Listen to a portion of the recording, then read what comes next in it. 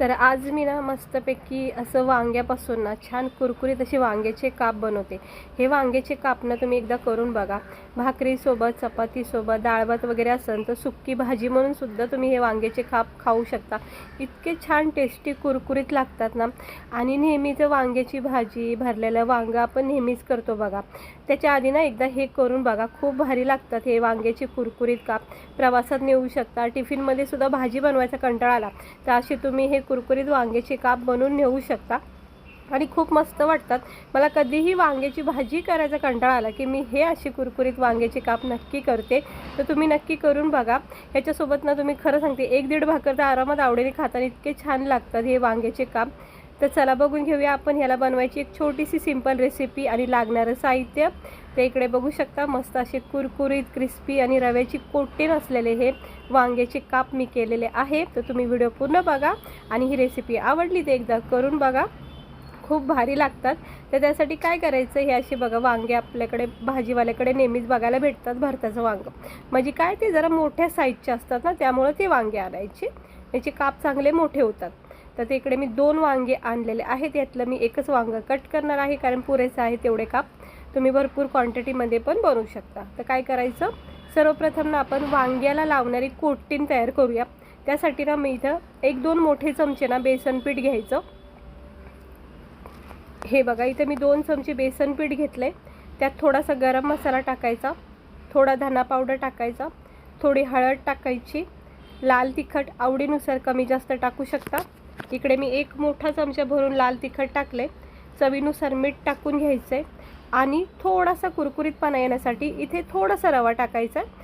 परत आपल्याला रव्याची कोटिंग करायची, त्यामुळे थोडाच रवा टाका आणि हे सगळं साहित्य मसाले बेसन पिठासोबत मिक्स करायचं।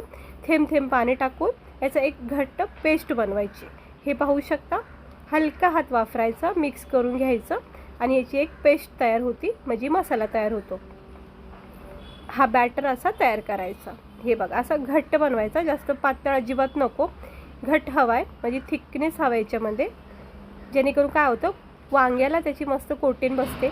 आता हे एक वांगं घेतले बघा, स्वच्छ धुवून घेतलेले। आता याचे ना जाड जाड असे काप करायचे, पातळ नाही करायचे, जाड जाड करायचे थोडेसे।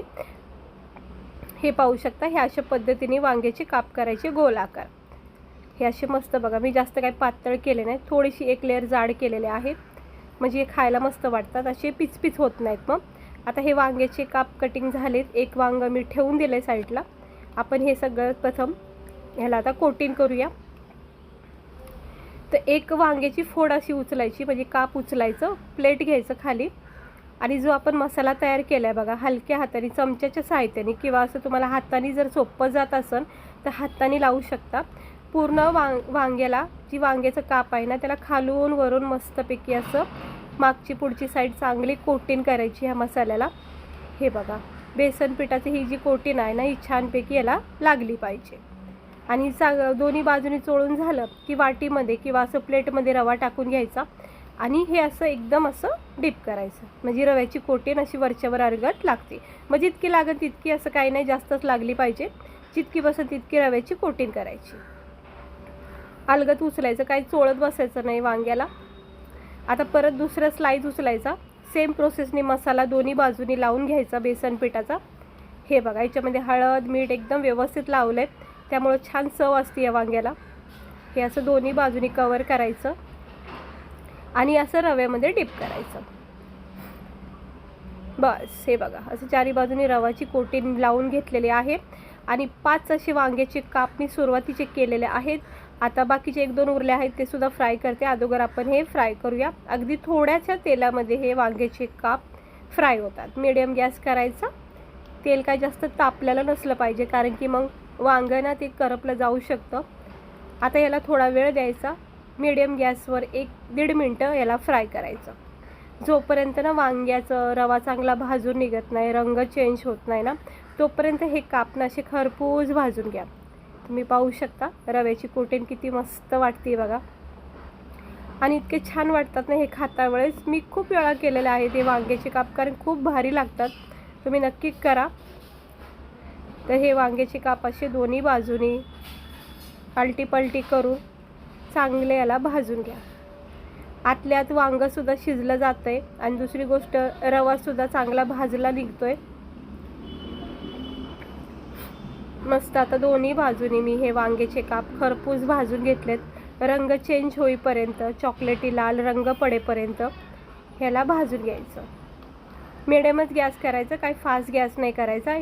ह्या गोष्टीची काळजी घ्या. आता हे वांग्याचं काप बघा झाले भाजून मस्तपैकी क्रिस्पी कुरकुरीत असे हे वांग्याचे काप एक एक सगळे काढून घेते. आता 2 उरलेले आहेत ते सुद्धा भाजून घेते. मस्त झालेत. हे थोडंसं रवा वगैरे निघाला की काढून घ्यायचं. आता हे 2 सुद्धा मी याच्यात सेट केले. हे सुद्धा आता सेम प्रोसेसनी भाजून घेते कडक होईपर्यंत. असं दोन्ही बाजूनी हलक्या हाताने दाब द्यायचं. थोडासा मिडियम गॅस करायचा आणि याला असं फ्राय करायचं. आता रवा असतो ना त्यामुळं रवा भाजला जातो तेलामध्ये, त्यामुळे धूर वगैरे निघतो बघा. आणि हा जो पॅन मी वापरते ना हा फक्त मी असं काही फ्राय करायसाठी ठेवला आहे, का जास्त वापरत नाही. त्यामुळे हे फ्राय वगैरे काय करायचं असेल तर मी हा पॅन वापरते. आता हे दोन्ही बाजूनी चांगलं फ्राय झाले बघा. मस्त कडक वाटतं. वांगं पण चांगलं शिजलं गेले. काढून घेऊया. गरमागरम आपले हे वांग्याचे काप तुम्हाला मी दाखवते. आता बघा हे आपले गरमागरम कुरकुरीत वांग्याचे काप. सेम प्रोसेसने तुम्ही बटाट्याचे काप करू शकता. इकडे बघू शकता इतके मस्त कुरकुरीत तुम्ही अंदाजा लावू शकता. हे किती छान क्रिस्पी कुरकुरीत झाले असतील. म्हणजे ना पहिल्या घासामध्ये ना तुम्हाला जो वरच्या जो बेसन पीठ रव्याची जी कोटिंग केली ना त्याचा जो क्रिस्पीपणा अगोदर तो तुम्हाला पहिला जाणवं. नंतर मग आतून जे वांग्याचं आपल्याला टेस्ट लागते ना मस्त वाटते खायला. म्हणजे एकदम भारी वाटते खायला. तुम्ही एकदा करून बघा. भाकरीसोबत याला खा, चपातीसोबत खा. मी त्याला चहासोबतसुद्धा खाते. इतके मस्त वाटतात. ते पकोड्यासारखे पण वाटतात वांग्याचे. तर बघा किती मस्त कोटिंग बसली बघा रव्याची. अजिबात निसटला नाही, पॅक राहिलेला आहे. तर तुम्ही करून बघा एकदा नक्की. आवडीने खातील बघा सगळेजण घरी. तर हे वांग्याचे काप कसे वाटले? खूप छान लागतात. प्रवासात नेऊ शकता, टिफिनला नेऊ शकता. काय भाजीला सुचलं नाही तर झटकीपटे वांग्याचे काप करून सुद्धा नेऊ शकता. आणि पाहुणे वगैरे आले तर त्यांना असं जेवणामध्ये सुद्धा असे पकोडे म्हणून हे वांग्याचे काप तुम्ही बनवू शकता. आणि जरा वेगळं काहीतरी बनवायचं. म्हणजे आपण नेहमी वांग्याची भाजी भरलेलं वांगं खातोच, पण हे असे जरा वांग्याचे काप पण एकदा करून बघा. खूप भारी वाटते. व्हिडिओ कसा वाटला? आवडला असेल तर लाईक करा. चॅनलवर मी असेच मस्त रेसिपी दाखवत राहते. सबस्क्राईबर नक्की करा. तर चला भेटते मी तुम्हाला पुढच्या एका नवीन छानशा व्हिडिओसोबत. काळजी घ्या, स्वस्त राहा, मस्त राहा. आणि आजची रेसिपी आवडली तर लाईक करा.